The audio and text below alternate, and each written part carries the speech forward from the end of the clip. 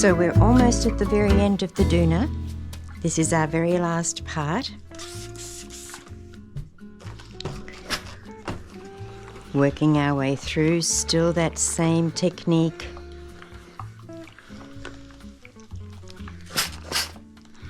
Nice, straight, single sharp crease in the center. Your customers will not complain about a crease in the middle of their Doona covers, providing that, of course, it's a single sharp crease.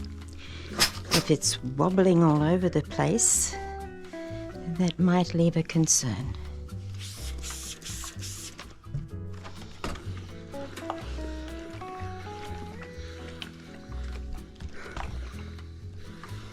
Nice and even, and start yourself off there, stretch it on the warp thread, and then just sit on it to finish it off. Okay, we're almost at the opening now. You've seen me doing that same drag situation.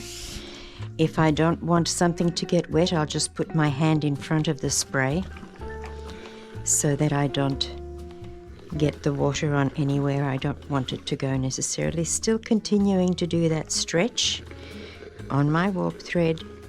And now let's do it all the way up, but I'm in midair here. So I'm actually using the tip of my iron and pushing down there, just in case I'm not quite right. Here, things may or may not buckle up, but what we're going to do is we're not going to try and fix it or try to drop things down, because the minute that we pick it up and drop it, all the good work that we've just done down there has gone to somewhere else. So that same steam through technique, I'm using the stretch of the fabric against the edge of the iron as I'm going, shooting the steam away from my fingers and allowing that fabric to come through. Right, so if I go over this now, I'm just going to make a mess on the inside. So all I'm going to do is focus on my buttons on being together. But again, I haven't lifted anything off the top. Following the center crease that we've just made so beautifully. Let it come down. Don't worry about the folds, they are folds. Let it come down again and do a little bit of a shimmy so that you can, oops, not do what I've just done.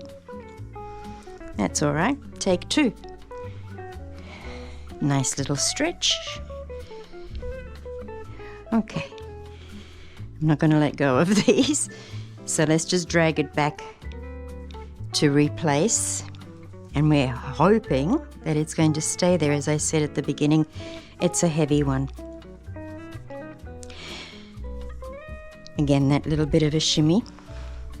And lift and wave over, but not quite over the top of what's going to be a presentation side. So my stitches are underneath here.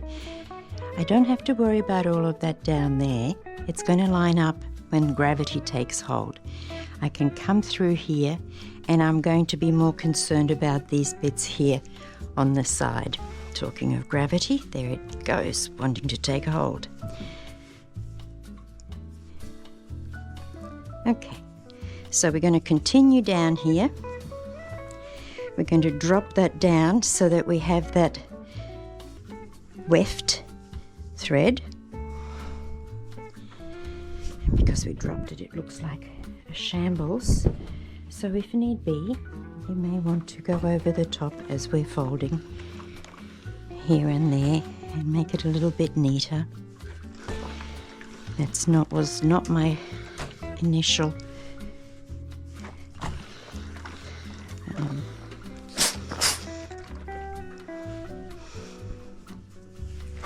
plan. Sorry, I'm focusing on not getting my double crease here doubled up even more. It's just really the folds to make it a little bit neater. And again, I don't want to be going over anything, so I'm just going to steam over the top as I'm lifting the fabric underneath. Things happen. things fall down, we can fix them. Now we're going to repeat the same step. Hopefully it won't fall down. And waving over. Again, look at your 90-degree angles here. And then work this one over there. So from your vertical drop and your horizontal positioning. Again, don't try to force things. Let it ease in and let it flow as you're going. Again, if need be, give it a little bit of a touch-up until you get to the very end. Now we've got a bit of a horrible crease there. I'm just going to double back here because as I was doing one side and it fell off. So there are very many layers here. So you've got to make sure that you're not putting in an extra crease somewhere at this point if you are coming back. Of course, this is the part where you're wasting time. But you also need to know how to fix mistakes because mistakes do happen, even though we don't intend them to. Okay, that's much better. So coming back so that my presentation side is still on that top there. In other words, it's a little bit bigger than the folds on the inside. And that one more time.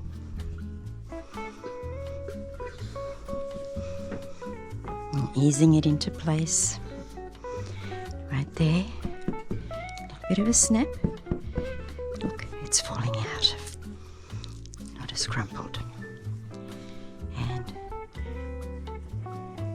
just holding that there. Coming through. Again, if there's a shambles, you can touch it up as you're going. Do it in mid-air as much as possible, or rather basically not pushing down, but over the top, and make sure that it's also not too damp, and give it that space underneath. And we have a neat package. Okay, there you go, another Doona Abode. Thank you very much, Jane, for your contribution.